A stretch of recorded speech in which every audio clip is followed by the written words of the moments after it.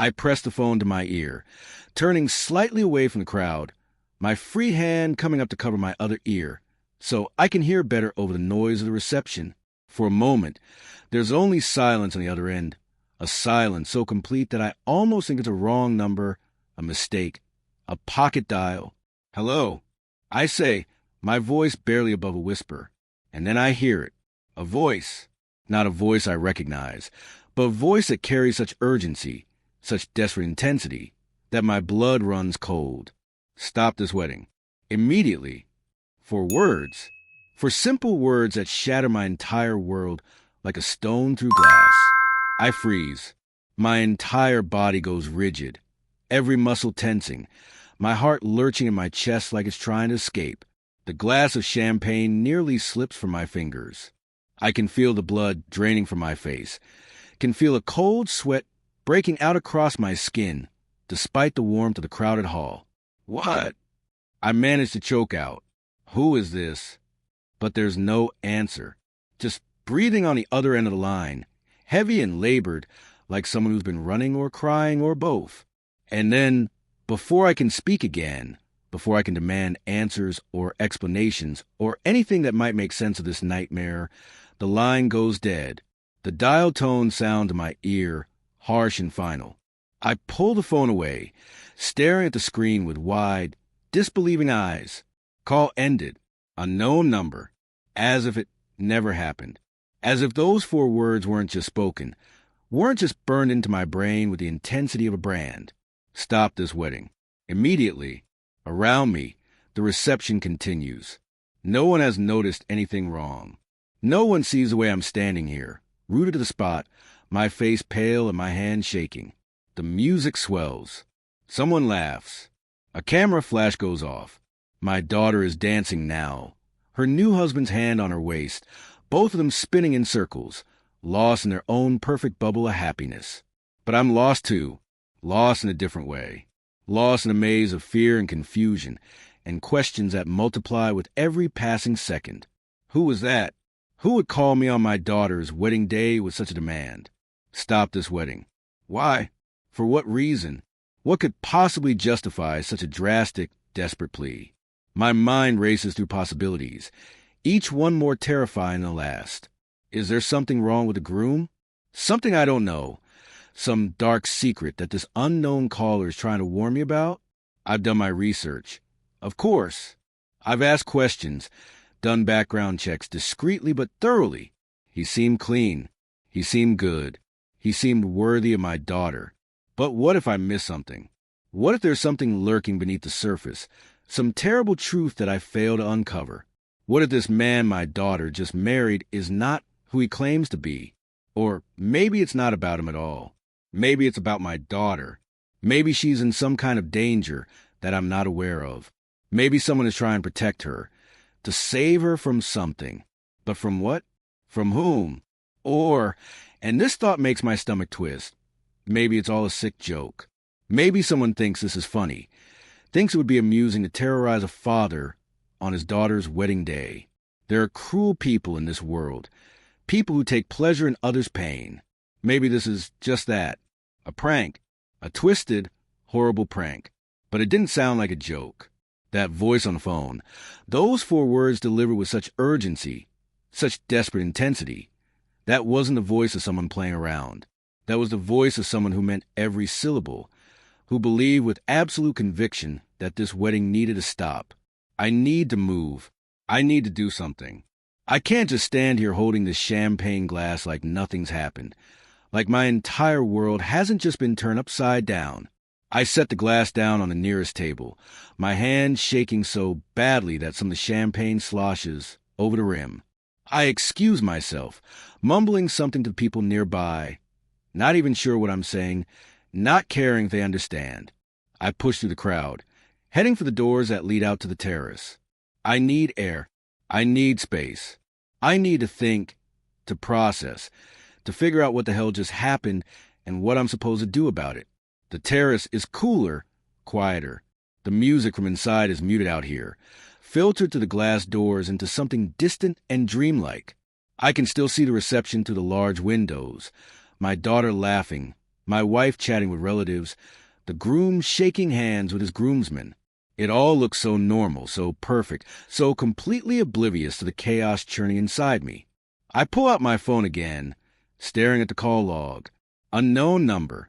Call duration, 47 seconds. 47 seconds that have poisoned this entire day, that have injected doubt and fear into what should have been pure joy. I try to call the number back. My fingers fumble with the screen, but I manage to tap the callback option. The phone rings once, twice, 3 times, 4, and then it goes to a generic voicemail, the kind that just states a number without any identifying information. Please leave a message after the tone. I hang up without speaking. What would I even say? Who are you? What do you want? Why are you trying to ruin my daughter's wedding? The questions sound pathetic even in my own mind, desperate and pleading. I try again, and again. Each time, the same result. The phone rings and then goes to that impersonal voicemail. Whoever called me doesn't want to be reached. Or maybe they're watching, waiting to see what I'll do with the information they've given me, this terrible seed of doubt they've planted. My thoughts are a whirlwind, spiraling faster and faster. I think back over the past few months, the wedding planning, the engagement period before that. Were there any signs? Any red flags that I missed? I replay conversations in my mind, searching for clues, for hints, for anything that might explain this phone call. The groom, Daniel, seemed perfect when my daughter first brought him home. Polite, well-educated, successful in his career. He came from a good family, had good references, good friends. He treated my daughter with respect, with love, with the kind of devotion that every father hopes to see in his daughter's partner. I liked him. I trusted him. I gave him my blessing without hesitation. But what if I was wrong? What if that perfect exterior is hiding something sinister? What if this unknown caller knows something I don't, has seen something I haven't? Or what if it's not about Daniel at all? What if there's something from my daughter's past that's coming back to haunt her? She's lived a good life, made good choices. But everyone has secrets, don't they? Everyone has things they'd rather keep hidden. What if one of her secrets is threatening to emerge, and this caller is trying to prevent a disaster? The possibilities are endless, and each one is more terrifying than the last. I'm a father trying to protect his daughter, but I don't even know what I'm protecting her from. I don't know who the enemy is, or there even is an enemy. I'm shadow boxing in the dark, fighting against threats I can't see or understand. I lean against the terrace railing, gripping it so hard my knuckles turn white. The night air is cool against my face, but I'm burning up inside, fever hot with fear and confusion. I can hear my own heartbeat pounding in my ears, a frantic rhythm that matches the chaos in my mind. What do I do? What am I supposed to do with this information, this warning, this terrible knowledge that someone, somewhere, thinks this wedding is a mistake? I could go back inside right now and stop everything. I could interrupt the reception, pull my daughter aside, tell her about the phone call. I could demand that we pause, that we investigate, that we make absolutely sure everything is as it should be before this marriage goes any further. But what would that accomplish? It would create a scene, would humiliate my daughter in front of all her friends and family. It would cast a shadow over what should be the happiest day of her life. And for what? For a phone call from an unknown number?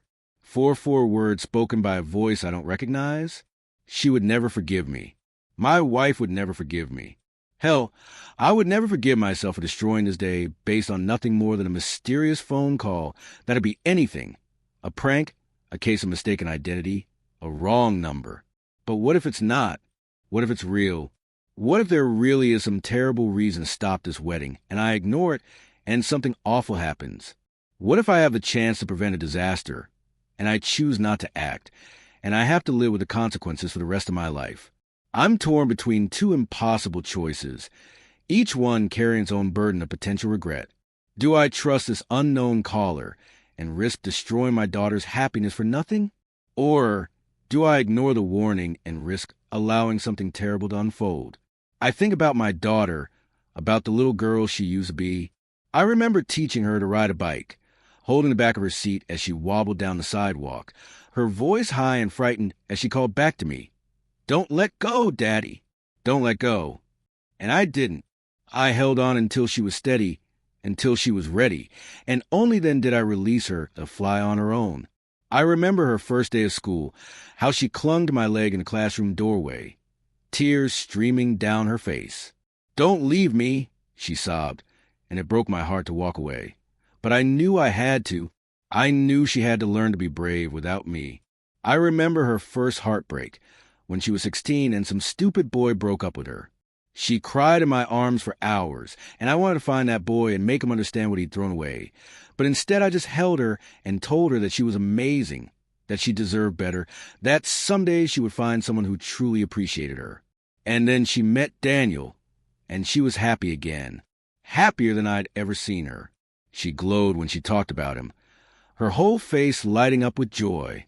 She brought him home to meet us, nervous and excited, and I saw the way he looked at her, like she was the most precious thing in the world, like he couldn't believe his luck in finding her. I thought he was the one. I thought he was the answer to all those prayers I'd whispered over the years, asking whoever might be listening to send my daughter someone good, someone kind, someone who would love her the way she deserved to be loved. Was I wrong? Did I miss something crucial? Is this phone called the universe's way of giving me one last chance to save her from a terrible mistake? Or am I being paranoid? Am I letting fear and doubt poison what should be a day of pure celebration? I don't know. God help me, I don't know.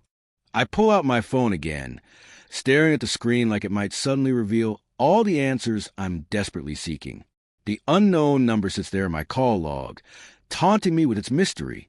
I screenshot it, thinking maybe I can trace it later.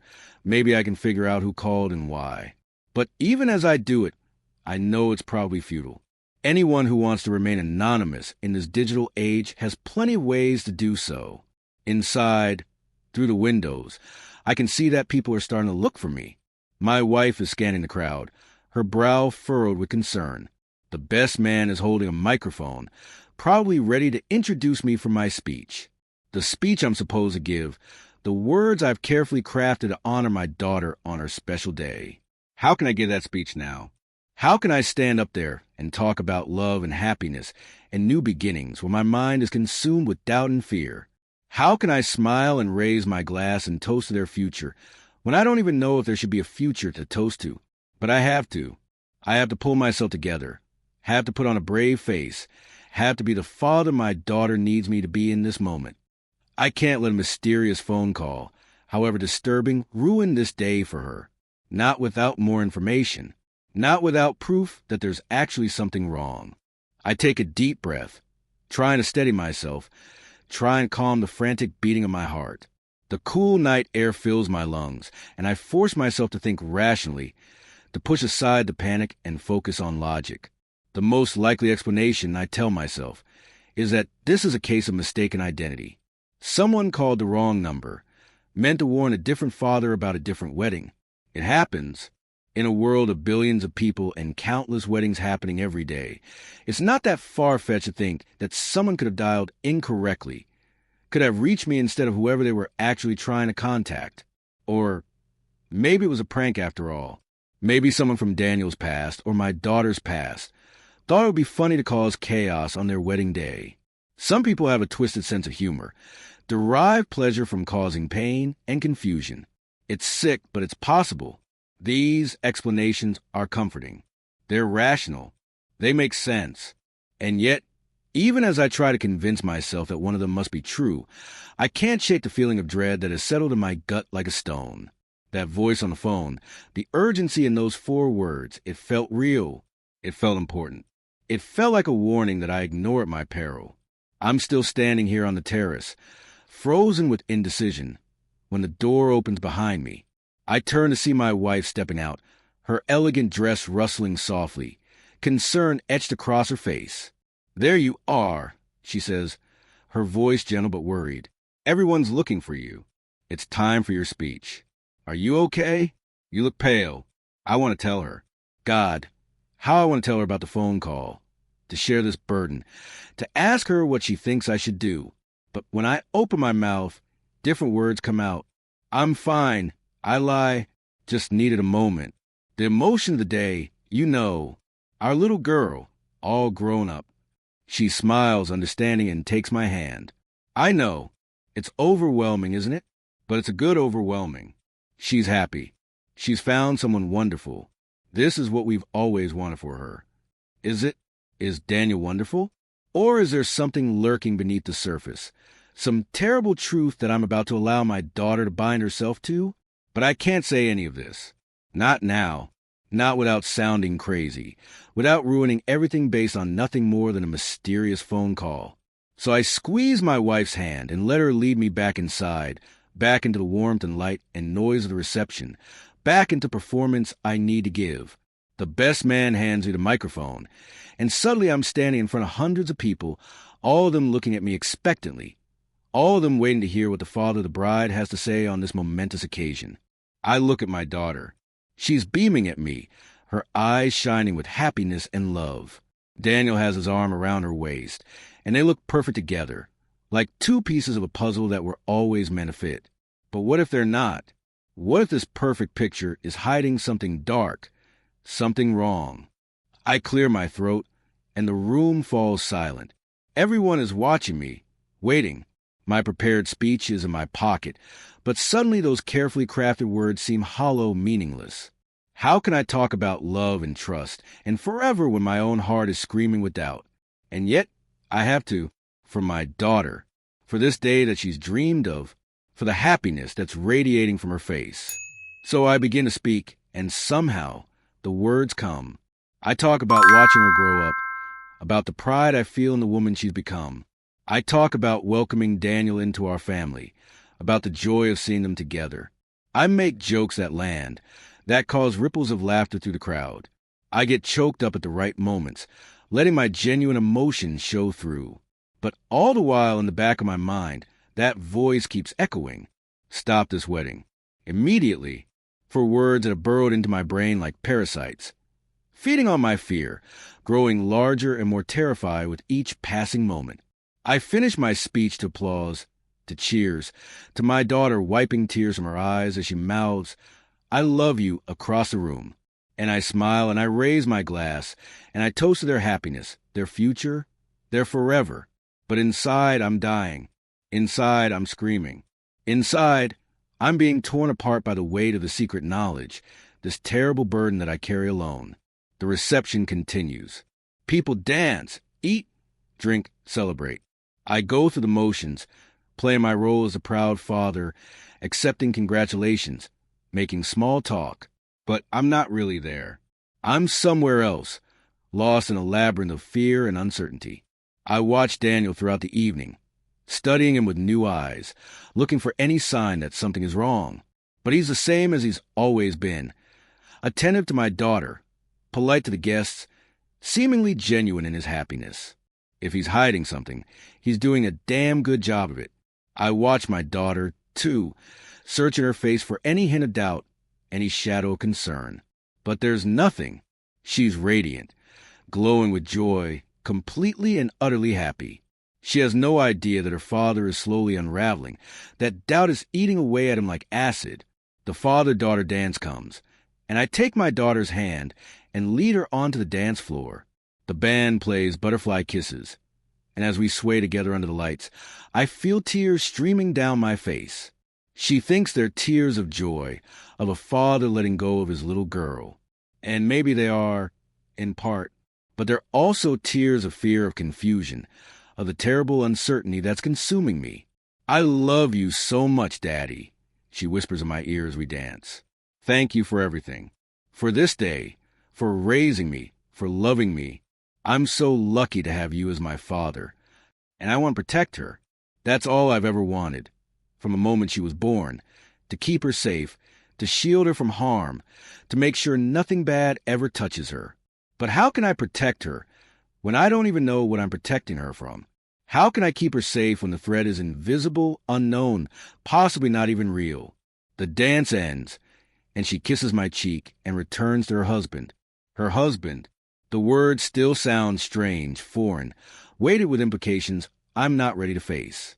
I slip away again, needing another moment alone. This time I find a quiet corner of the hall, a little alcove where I can't be seen from the main room. I pull out my phone once more, staring at that unknown number, willing it to make sense, to reveal its secrets. I try calling again. And again. Each time the same result, ringing then voicemail. Whoever made that call doesn't want to be found, doesn't want to explain, doesn't want to give me any information beyond those four terrible words. My mind continues to race, continues to spiral through increasingly dark scenarios. What if Daniel has a secret family somewhere? What if he's running from something, from someone? What if he's not who he claims to be at all? What if my daughter is in actual physical danger, and I'm standing here doing nothing while she dances in the arms of someone who means her harm? But these thoughts are wild, irrational, the product of fear and paranoia. I have no evidence, no proof, nothing but a phone call from an unknown number. A phone call that could mean everything or nothing. I think about going to Daniel directly, pulling him aside and demanding answers. Someone called me and told me to stop this wedding. Do you know why? Is there something you're hiding? Something I need to know? But even in my imagination, the conversation sounds absurd. What would he say? What could he say? And if he is hiding something, would he even tell me the truth? I consider hiring a private investigator, doing a deeper background check, digging into every aspect of Daniel's life, until I'm satisfied that there's nothing lurking in the shadows. But that would take time, and the wedding is already done. The papers are signed. They're married. Any investigation I do now would be closing the barn door after the horse has already bolted. The evening wears on, and I'm caught in the strange state of being physically present but mentally absent.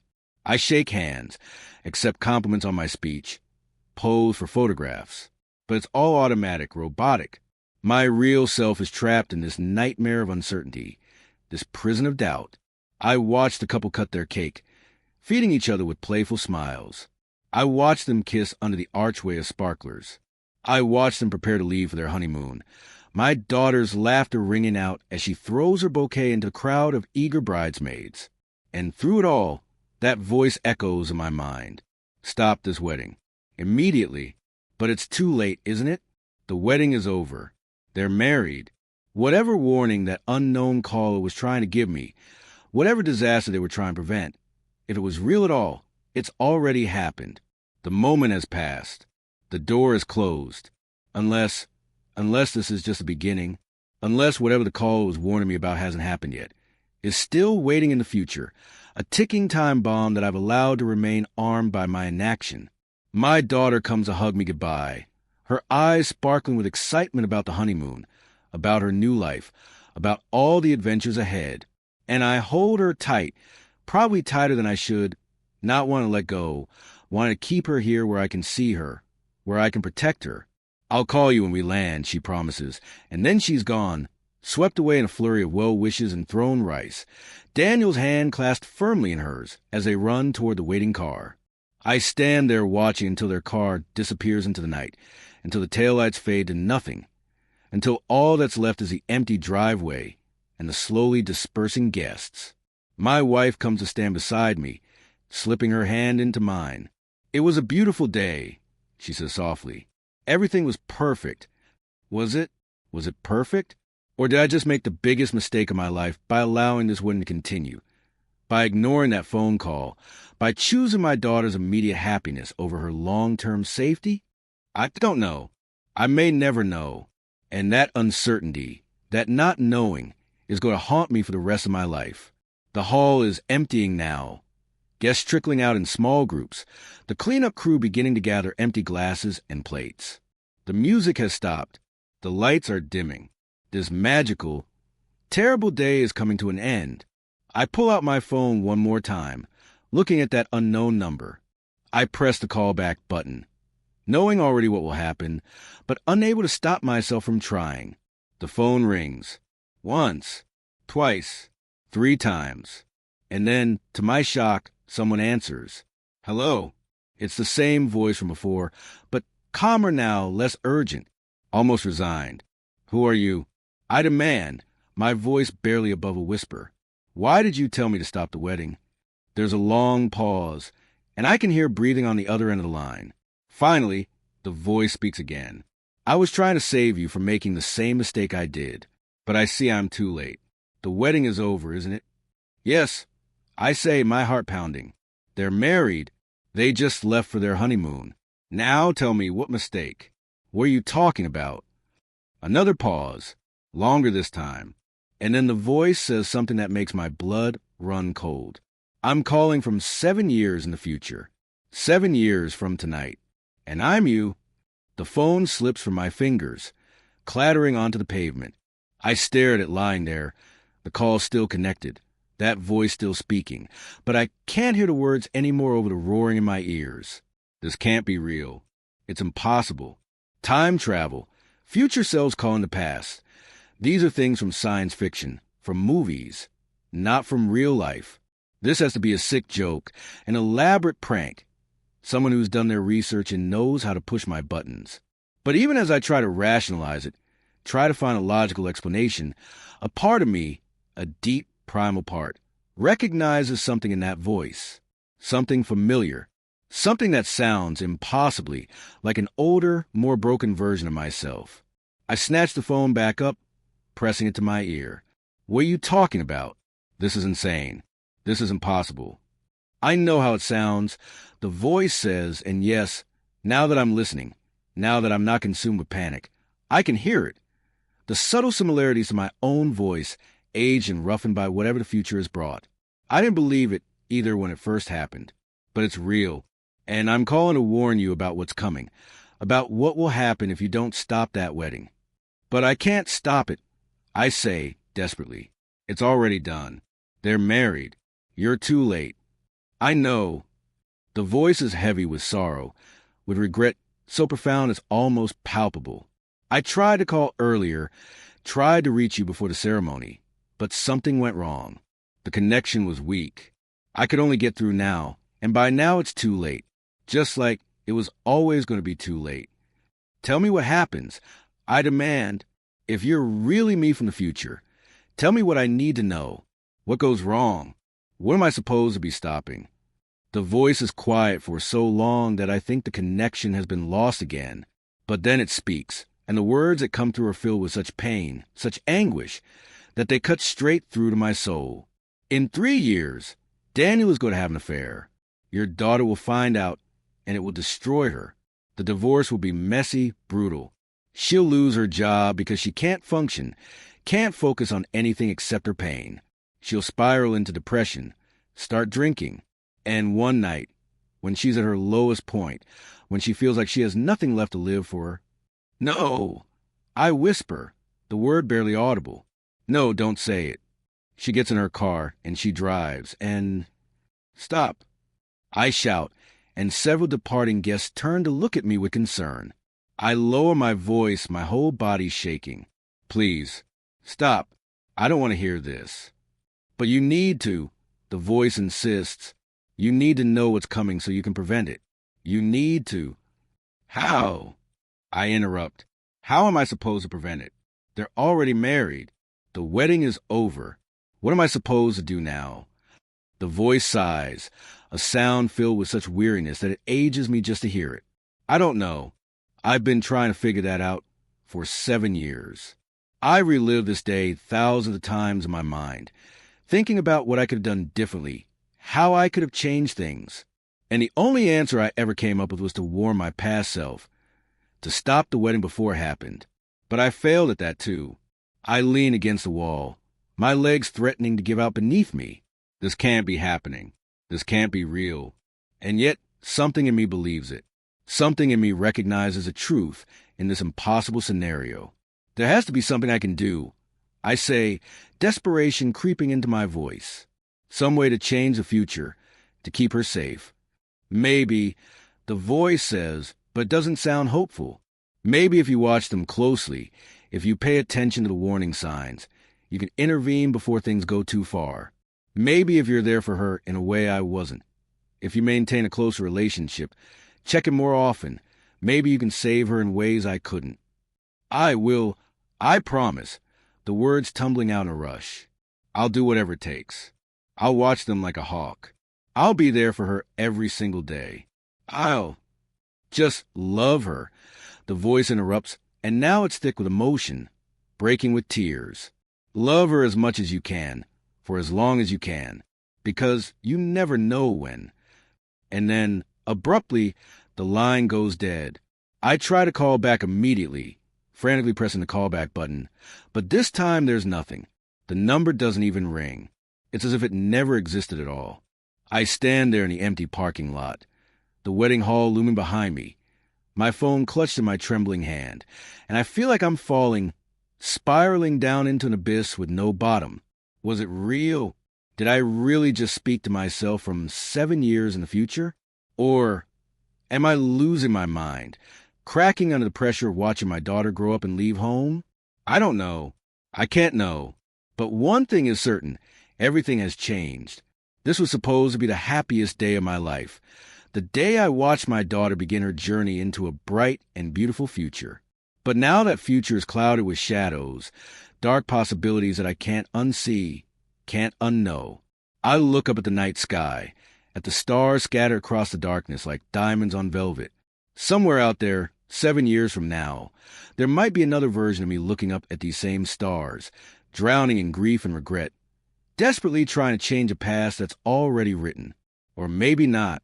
Maybe that future can be changed. Maybe by knowing what's coming, I can prevent it. Maybe this warning, as terrible and impossible as it is actually a gift, a chance to save my daughter from a fate that hasn't happened yet. Or maybe I'm just a father who received a prank call and let it spiral out of control in his mind, who allowed fear and imagination to construct an elaborate delusion out of thin air. I don't know which version of reality I'm living in, but I know one thing with absolute certainty. I will protect my daughter. I will watch over her. I will be there for her through whatever comes, whether it's a catastrophic future that voice described or something completely different or nothing at all. Because that's what fathers do. We protect.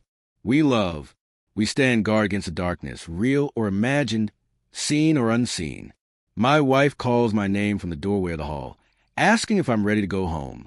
I take one last look at my phone, at the call log that shows that mysterious conversation, that impossible warning from an impossible future. And then I put the phone away, straighten my tuxedo, and walk back to my wife, back to the present, back to the life I'm living right now, in this moment, where my daughter is married and happy and very much alive. But in my pocket, my phone feels heavy, weighted with secrets and warnings and possibilities that I'll carry with me from this day forward. What happened next? What will happen in the days and months and years to come? I don't know, but I'll be watching. I'll be waiting. And I'll be ready to fight for my daughter's future, no matter what form that fight takes, no matter what challenges lie ahead. Because this day, this impossible, terrible, beautiful day, has taught me one crucial lesson. Nothing is certain. Nothing is guaranteed. The future is not written in stone, but in sand, constantly shifting, constantly changing, constantly open to the possibility of being rewritten. And if there's even a chance that I can change what's coming, that I can save my daughter from the darkness that may or may not be waiting, then I'll take that chance. I'll fight that fight. I'll move heaven and earth if I have to, because she's my daughter, my little girl, and I will never, never let her go without a fight. The truth is coming. The future is waiting. And whatever it holds, I'll face it standing, ready, watching for the signs that voice warned me about. This is just the beginning of an unbelievable journey. And I have a feeling that the real story, the real mystery, is only just starting to unfold. Don't go anywhere yet. If you want to find out who made that call, what happened next, and how it all changed, make sure to like, subscribe, and comment below. Let me know where you're watching from. Let's uncover this mystery together.